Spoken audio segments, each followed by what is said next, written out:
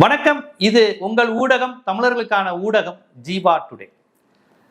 காவிரி விவகாரம் ஒரு அரசு பிரச்சனை, அரசியல் பிரச்சனை, இரு மாநிலங்களுக்கான பிரச்சனை. இது ஒரு இந்திய நாட்டின் பிரச்சனை. இப்படித்தான் தமிழ்நாடு பார்க்குது. தமிழ்நாட்டின் முதலமைச்சர்களாக இருந்த கலைஞராக இருக்கட்டும், ஜெயலலிதாவாக இருக்கட்டும், எம்ஜிஆராக இருக்கட்டும், எடப்பாடியாக இருக்கட்டும், ஸ்டாலின், எல்லோருமே இந்த பிரச்சனையை ஒரு தீர்க்கறதுக்கு தீர்ப்பாயங்கள் போகணும், நடுவர் மன்றம் போகணும், உச்சநீதிமன்றம் அந்த தீர்ப்புகளை மதிக்கணும்னு மதித்து தான் உங்களுக்கு கலைஞர் காலத்திலிருந்து முதலமைச்சராக இருந்த ஸ்டாலின் வரை அப்படித்தான் அணுகுனாங்க. இது ஒரு அரசியல். ஆனால் தமிழ்நாட்டினுடைய தன்மை பாருங்களேன். என்னைக்குமே இந்த மாதிரியான பிரச்சனை வரும்போது தமிழர் கன்னடர் பிரச்சனையை அவங்களால பார்க்கவே முடியாது. அவங்களும் நல்லா இருக்கட்டும், நம்மளும் நல்லா இருக்கும், அப்படிதான் நம்மளும் நினைப்போம், நீங்களும் நினைப்போம், நானும் நினைப்போம். எந்த கன்னட விவசாயியும் வறட்சியில சாகணும்னு நம்ம நினைக்க மாட்டோம். தஞ்சாவூருக்காரனுக்கு தண்ணி வேணும்னு நினைப்போம் இல்லையே, கன்னடத்துக்காரங்களுக்கு அவங்களா இதாக மாட்டாங்க, பார்க்க மாட்டோம். அதை அளவிடுவதற்கு தான் தீர்ப்பாயங்கள்லாம் வந்திருக்கு. தீர்ப்பாயங்கள்லாம் வச்சுட்டு கர்நாடகத்தில் உள்ள வறட்சி பகுதியும் கணக்கிட்டு அந்த மழைப்பதம் ஈரப்பதத்தையும் கணக்கிட்டு தான் தண்ணி இத்தனை டிஎம்சி திறந்து விடுங்கன்னு சொல்றாங்க. பல பேர் இங்க உட்காந்துக்கிட்டு கன்னடத்துலயும் வறட்சியா தானே இருக்குங்கிறாங்க. அப்படி கிடையாது. அந்த வறட்சியை கணக்கிட்டு தான் தண்ணி கொடுக்க சொல்றாங்க.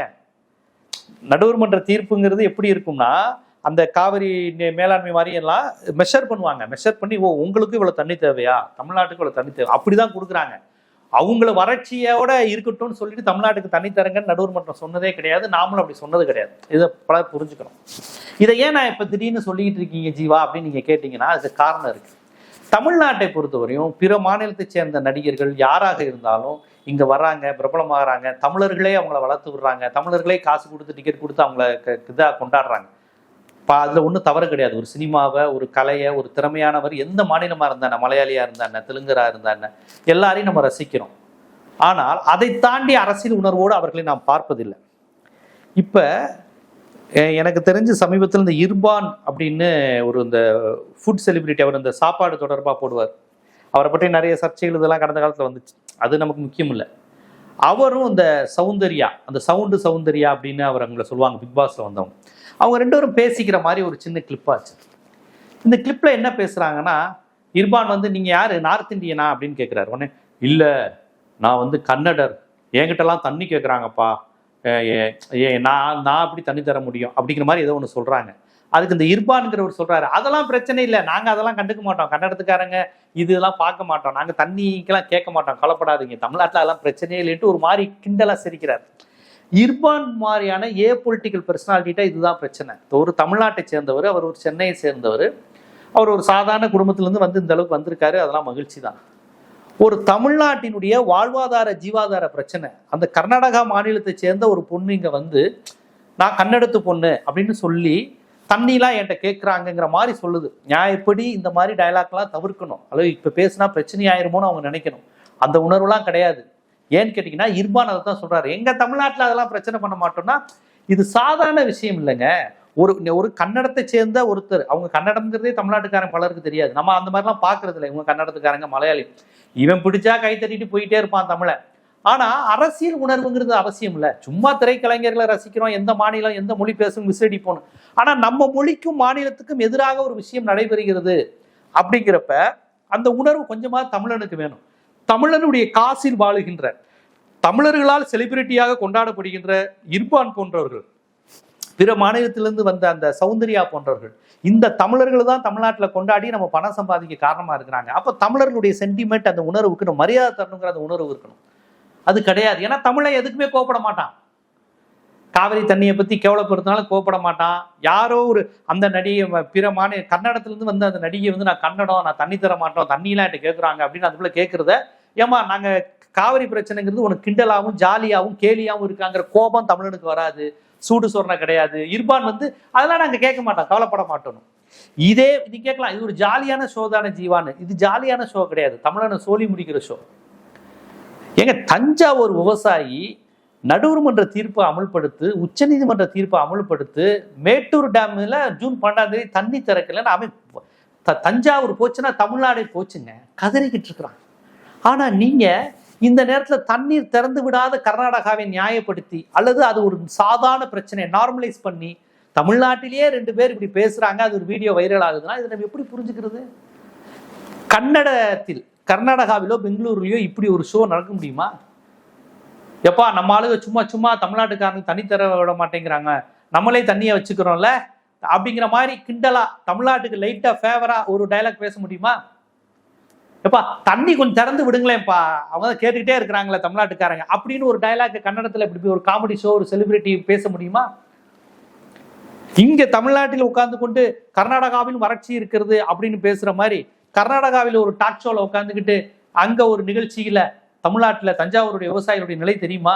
நடுவர்மன்ற தீர்ப்பு சொன்னதை நம்ம நியாயப்படி நடந்துக்கணும், நம்மளாம் இந்தியரா நடந்துக்கணும், கன்னடரா நடந்துக்க கூடாது, தேச ஒற்றுமைப்பாடுபடி தமிழர் கன்னடர் எல்லாருமே இந்தியர் தான், அதனால தண்ணியை திறந்து விடணும் அப்படின்னு ஒருத்தர் பேச முடியுமா? ஆனா இங்கதான் தமிழ்நாட்டுல இந்த டைம் உட்காந்து நமக்கு வகுப்பு எடுப்பாங்க. என்ன வகுப்பு தெரியுமா? நீர் மேலாண்மை. நம்ம கன்னடத்துல தண்ணி கேட்கிறோம், அது ஒரு பக்கம் இருக்கட்டும், மழை காலத்துல வர்ற அந்த தண்ணியெல்லாம் நம்ம சரியா சேவ் பண்ணல, மழைநீர் வடிகால் வாரியங்களை சரியா அமைக்கல, அந்த மழை நீரை ஃபுல்லா கடல்ல விட்டுட்டோம், அதை நம்ம சரியா மெயின்டைன் பண்ணியிருந்தோம்னு வச்சுக்கோங்களேன், இந்த பிரச்சனை வந்திருக்காது அப்படிங்குவாங்க. நம்ம உள்ளூர் நீர் மேலாண்மை குறித்து வகுப்பெடுப்பது ஒரு பக்கம் இருக்கட்டும், காவிரி பிரச்சனை இருந்தாலும் இல்லைனாலும் நீரை வீணாக்க கூடாது, வாட்டர் மேனேஜ்மெண்ட்டுங்கிறது தேவை. அதுக்கான வரலாறு நமக்கு கரிகால சோழன் சேதுபதி மன்னர்கள் காலத்துல இருந்து இருக்கு. கரிகாலன் சோழத்துல இருந்து நீரை எப்படி மேலாண்மை செய்யணும், பாதுகாக்கணும், அடுத்த வெயில் காலத்துல எப்படி அதை பயன்படுத்தணுங்கிறது கரிகால சோழன் சொல்லியிருக்காரு. நம்ம சேதுபதி ராஜாக்கள் ராமநாதபுரம் இதுல நீர் மேலாண்மையில அவ்வளவு சிறந்தவர்களா இருந்திருக்கிறாங்க. ராஜராஜ சோழன் இப்படி நமது மன்னர்களிடமிருந்தே அதற்கான வரலாறு நமக்கு இருக்கு. அதை நம்ம ஒழுங்கா ஃபாலோ பண்றதுல பின்பற்றுவது இல்லைங்கிறதுலாம் வேற அரசியல். காவிரி பிரச்சனை இல்லைனாலுமே அதை பற்றி நம்ம பேசணுங்கிறது வேற. ஆனா காவிரி அங்க தண்ணி தர விடாம வேண்டுமென்றே கர்நாடக அரசு, கன்னட அமைப்பினர், கன்னடத்தில் உள்ள தேசிய கட்சியினர் தமிழர்களை வஞ்சிக்கும் போது, தஞ்சாவூரை வஞ்சிக்கும் போது அதை நியாயப்படுத்தியும் நார்மலைஸ் பண்ணியும் தமிழ்நாட்டில் தமிழர் அல்லாத இவர்களை போன்ற நடிகைகள் வந்து பேசுவதும், அதை ஒரு ஜாலியான பிரச்சனையா பேசுவதும், அதை தமிழ்நாட்டை சேர்ந்த மெட்ராஸை சேர்ந்த நம்ம இர்பான் போன்றவர்கள் நாங்க அதெல்லாம் கவலைப்பட மாட்டோம், நீங்க தண்ணி தரல எல்லாம் எங்களுக்கு பிரச்சனை கிடையாது என்று பேசுவதும் எப்படி புரிஞ்சுக்கிறது? இந்த இர்பான் அப்படிங்கிறவர் எல்லா அரசியல்வாதியோட உட்காந்து சாப்பிட்றாரு, எல்லா ஹோட்டலுக்கும் போய் ஊர் சாப்பிட்டு அந்த ஹோட்டலுக்கு ப்ரொமோஷன் பண்றாரு, அது அவருடைய ப்ரொஃபஷனா, தப்பு சொல்லலை. ஆனா ஒரு செலிபிரிட்டியா இருக்கீங்க, நீங்க சமூகத்துக்கு, மொழிக்கு, இனத்திற்கு, மாநிலத்துக்கு என்று எதுவும் நல்லது செய்ய வேணாம். ஆனா ஒரு உங்களை பார்க்குற லட்சக்கணக்கான பொலிட்டிக்கல் ஜென்சி கிட்ஸ் இருக்காங்கல்ல, அவர்களை எல்லாம் நீங்க வந்து ஒரு கொச்சைப்படுத்துற மாதிரி இருக்குல்ல. அந்த அந்த இளைஞர்கள் மத்தியில் காவிரி பிரச்சனையை கொச்சைப்படுத்துறீங்க, நீங்க மலினப்படுத்துறீங்க. அதெல்லாம் ஒரு மேட்டரே இல்லைங்க. காவிரி பிரச்சனை ஒரு மேட்டரா? அப்ப இதுக்காக போராடுகின்ற விவசாயிகளை கேவலப்படுத்துறீங்க, குரல் கொடுக்குற எங்களை மாதிரி பத்திரிகையாளர்களையும் தமிழின உணர்வாளர்களையும் இழிவுபடுத்துறீங்க, தமிழ்நாட்டு காவிரி வேணும்னு கேட்கிற தமிழ்நாடு அரசை இழிவுபடுத்துறீங்க, அது குரல் கொடுக்கிற எதிர்கட்சிகளை இழிவுபடுத்துறீங்க. இப்படியெல்லாம் நீங்க பேசுவது என்பது எப்படி ஏற்புடையது? ஜோக்குனா எதை வேணாலும் பேசலாம். அம்மா அவமானப்படுத்தி பேசுவோமா? நம்ம தாய்மொழியை இழிவுபடுத்துவோமா? நம்ம மாநிலத்தை இழிவுபடுத்துவோமா? மாநிலத்தில் உள்ள போராளிகள், குரல் கொடுப்பவர்கள் எல்லாரையும் கேவலப்படுத்துவோமா? நம்ம நாட்டு தலைவர்கள் எல்லாரையும்? பேர் ஜோக்காது இல்ல, இதுக்கு பேர் ஜோக்காங்கிற. காவேரி தஞ்சாவூர் விவசாயி கோவணத்தையும் உருவக்கூடிய நிலையில் கெஞ்சிக்கிட்டு இருக்கான் நம்ம விவசாயி. நம்ம முப்பாட்டம் காலத்துல இருந்து இந்த போராட்டம் நடைபெறுது. காவிரினா என்னன்னு தெரியறது இல்லை, மேகத்தாதுன்னா என்னன்னு தெரியுது இல்லை, கடைமடை பகுதினா என்னன்னு தெரியாது, நாகப்பட்டினம், திருத்துறைப்பூண்டி, தஞ்சாவூர்னா என்னன்னு தெரியாது. சும்மா செலிபிரிட்டி ஆயிட்டோம், யூடியூப்ல நம்மள 4 பேர் இது ஃபாலோ பண்றான், மில்லியன் இருக்கு, இந்த ஒரு விஷயத்தை மட்டும் வச்சுக்கிட்டு எதையாவது பேச வேண்டியது. நல்லது பேசுறீங்களோ இல்லையோ, கெட்டது பேசாதீங்க. உங்ககிட்ட இருந்து நான் நல்ல விஷயங்களை எதிர்பார்க்கல, உங்ககிட்ட இருந்து வாவு சிதம்பரனாருடைய சுதேசி தன்மையை எதிர்பார்க்கல, உங்ககிட்ட வந்து திருக்குறள் மாதிரி மக்களுக்கு நல்லது சொல்லணும்னு எதிர்பார்க்கல, பெரியாரோ அம்பேத்கர் மாதிரி நீங்களும் பெரிய பகுத்தறிவாதிகளா இருங்கன்னு கூட எதிர்பார்க்கல. ஏதோ ஒண்ணு தின்னு சாப்பிட்டு ஒரு கூட்டத்தை கூட்டு சேர்த்து வச்சிருக்கீங்க. அவங்க உங்களை சும்மா பார்த்துக்கிட்டு இருக்காங்க. ஒரு பெரியாரை பத்தி போட்டா பார்க்க மாட்டாங்க, தமிழ் உணர்வு பத்தி போட்டா பார்க்க மாட்டாங்க, வெறுப்பு அரசியலுக்கு எதிராக போட்டா பார்க்க மாட்டாங்க, உலக அரசியல் தெரிஞ்சுக்க மாட்டாங்க. இப்படி ஒரு பெரிய இளைஞர் கூட்டம் இருக்கு, லட்சக்கணக்கில். அந்த கூட்டத்தை ஈர்க்கிறதுக்கு உங்களை மாதிரி ஆட்கள் இருக்கீங்க. அப்போ உங்களை பார்க்குற அந்த ஜென்சி கிட்ஸ் 18, 20, 16 வயசு பையன்லாம் காவேரி பிரச்சனைங்கிறது அவனுக்கு காமெடி. தமிழ்நாட்டில் கிறுக்குத்தனமா போராடுறாங்கடா காவேரிக்கு அப்படின்னு அந்த வருங்கால தலைமுறையிடம் விதைக்கிறீங்க. அப்புறம் ஒரு கன்னடத்து பொண்ணு வந்து எங்ககிட்ட எல்லாம் தண்ணி கேட்குறீங்க அப்படின்னு பேசுவதையும் நார்மலைஸ் பண்றாங்க. தமிழ்நாட்டை சேர்ந்த யாரோ ஒரு தமிழ் நடிகர் சத்யராஜோ, பிரபுவோ, கார்த்திகோ, வேற எந்த தமிழ் நடிகர் சூர்யாவோ கன்னடத்துல போய் எங்களுக்கெல்லாம் நீங்க தண்ணி தர மாட்டீங்களா, ஒரு தண்ணி கூட தர மாட்டீங்க எங்களுக்கு அப்படின்னு கர்நாடகாவில் போய் கன்னட சினிமாவிலோ இல்ல கன்னட ரோட்லயோ கன்னட ஒரு ரோட் ஷோ டிவி ஷோலையோ பேசிட்டு வர முடியுமா? சூர்யாவை விட்டுருவாங்களா? சூர்யாக்கார சத்யராஜ் வந்து பாகுபலி படம் நடிச்சது தெலுங்கு ரீமேக்ல அவ்வளவு பிரச்சனை ஆயிடுச்சு. ஏன்னா இவர் கன்னட உரிமைக்காக கர்நாடகத்துக்கு எதிராக காவேரி உரிமைக்காக தொடர்ச்சியா பேசிட்டு இருக்காரு. அங்க உள்ள கன்னட அமைப்புகள்லாம் சத்யராஜ் அடிக்கணுங்கிறான். பாகுபலி பிரச்சனை ஆகுது. அப்ப சத்யராஜ் சொன்னார், என்னை இட்டு படம் ஓடுறதுல பிரச்சனை ஆகுதுன்னா என்னை இனிமே படத்துல புக் பண்ணாதீங்க, ஆனா நான் கர்நாடகாவை எதிர்த்து காவிரி நீர் உரிமைக்காக தொடர்ந்து பேசுவேனார். ஏன்னா அதுதான் உண்மை. அங்க போய் நீங்க தமிழ்னு பேசவே முடியாது. ஆனா தமிழ்நாட்டுல வந்து நீங்க கன்னடர்களுக்கு சார்பா பேசலாம், காவிரி கன்னடாவுக்குன்னு பேசலாம், காவிரி உரிமைக்காக தமிழ் அமைப்புகள் போராடுவதை கொச்சைப்படுத்தி கிண்டல் பண்ணலாம். எங்க தமிழ்நாட்டுல தமிழனா இருந்துகிட்டே இந்த மாதிரி ஷோஸ் எல்லாம் நீங்க பண்ணலாம், செலிபிரிட்டிஸ் ஆகலாம், உங்களையும் கொண்டாடுவாங்க. கூட ஒரு பெங்களூர்காரங்களையும் வச்சுக்கிட்டே அதை பேசலாம். நீங்க நம்ம யாரையும் பெங்களூரு திருவனந்தபுரம்னு வித்தியாசப்படுத்தலைங்க. எல்லா மொழி பேசுற மாநிலங்கள், உலகெங்கும் இருக்கக்கூடிய மனிதர்களை நேசிக்கக்கூடிய கூட்டம் தான் தமிழன். அப்படிதான் இருக்கணும். இனிமேல் நம்ம அப்படிதான் இருப்போம். நமக்கு வந்து கருப்பு, சிவப்பு, வெள்ளை, மஞ்சள், அவன் இவன், தெலுங்கு, கன்னடம் எல்லாருமே மனிதர்கள். நம்ம அப்படிதான் நேசிக்கிறோம். ஆனா தமிழனை இவங்க ஒரு மனித உயிராவே மதிப்பது இல்லையே. நம்ம தண்ணி கட்டா தர்றது கிடையாது, நமது உரிமைகளுக்கு மரியாதை கிடையாது. எத்தனை ஆண்டு கால போராட்டம்.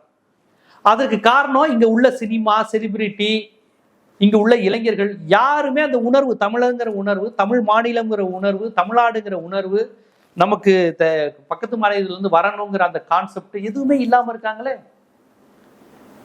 எதுவுமே அந்த உணர்வே இல்லாம இருக்காங்களே. இதுதான் காரணம். அதனால அந்த இர்பானும் இந்த பொண்ணு பேசுனது 2 செகண்ட் வீடியோ பெரிய விஷயமான்னு நினைக்காதீங்க. இதெல்லாம் வன்மையாக கண்டிக்கத்தக்கது. இர்பான் அவர்களே மன்னிப்பு கேளுங்க. ஐயோ, நான் அந்த அர்த்தத்துல சொல்ல, சும்மா பேச எதையோ ஒன்றை சமாளிச்சாலும் ஒரு போட்டு காவிரி நீர் உரிமை எங்களுக்கு வேணும் அப்படின்னு ஒரு வீடியோ போடுங்க. காவிரி எங்க தஞ்சாவூர் தமிழனுக்கு வேணும் அப்படின்னு ஒரு வீடியோ போடுங்க. எங்கள் கல்லணை கரிகால சோழனிலிருந்து எங்கள் உரிமை கடைமடை பகுதி வந்து சேர்ற எங்களுக்கு தான் காவிரி நீர் போடுங்க ஒரு வீடியோ. திப்பு சுல்தான் காலத்துல இருந்து எங்களுக்கு தான் கிடைச்சிட்டு இருக்குன்னு ஒரு வீடியோ போடுங்க. இந்த மாதிரி அரசியல் கொடுத்து போட தெரியாது. சாப்பிட, டான்ஸ் ஆட, இப்படி ஏதாவது பொலிட்டிக்கலா எதையாவது ஒன்று பொண்ணுங்களோட சேர்ந்து பேச, இப்படிதான் நீங்க இருக்கீங்க. இனிமேலாவது ஜென்சி கிட்ஸ் 18, 20, 22 வயது இளைஞர்களே, இந்த இர்பான் மாதிரியான நிகழ்ச்சிகளை பாருங்க. ஏதோ ஒண்ணு உங்களுக்கு காமெடியாவும் ஒண்ணுமே இல்லாம இருக்கு. ஆனா அரசியல் என்பது முக்கியம், சமூகம் என்பது முக்கியம். இந்த மாதிரிலாம் பேசுறதுனாலதான் நீங்களும் நீ அடுத்து வரப்போற தலைமுறையும் வாழ போறோம். அதனால தயவு செய்து நம்முடைய அடிப்படை உரிமைகள் என்னன்னு தெரிஞ்சுக்கோங்க. காவிரி பிரச்சனையை பத்தி கொச்சைப்படுத்துவதும் ஜோக் அடிப்பதும் வந்து ஏற்புடையதே அல்ல. இர்பான் போன்றவர்களே தயவு செய்து மன்னிப்பு கேளுங்க. இந்த மாதிரியான வீடியோக்கள் போடுவதை தவறுங்க. இதுல என்ன இருக்கு அப்படிங்கிறத, இதுக்குதான் காரணம் கொஞ்சமா அரசியல் அறிவு வேணும், படிக்கணும், அந்த வரலாறு குறித்த சிந்தனை வேணுங்கிறது.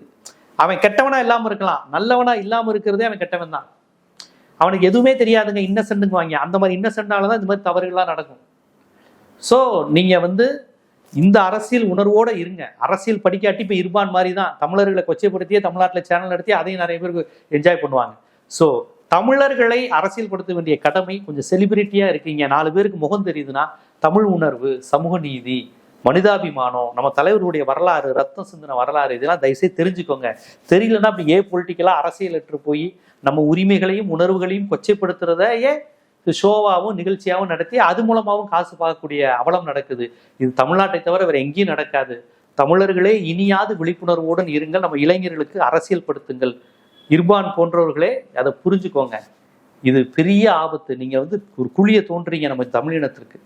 தயவு செய்து தமிழின உணர்வுடன் தமிழர்கள் அனைவரும் இருக்கணும், இளைஞர்கள் இருக்கணுங்கிறத விழிப்புணர்வை ஏற்படுத்த தான் இந்த காணொலி. இது போன்ற அரசியல், சமூகம், சினிமா போன்ற பல்வேறு விழிப்புணர்வு காணொலிகள் உங்களை வந்து சேர்வதற்கு ஜீவா டுடே சேனலை சப்ஸ்கிரைப் பண்ணுங்க, ஆதரவு தாங்க. நன்றி.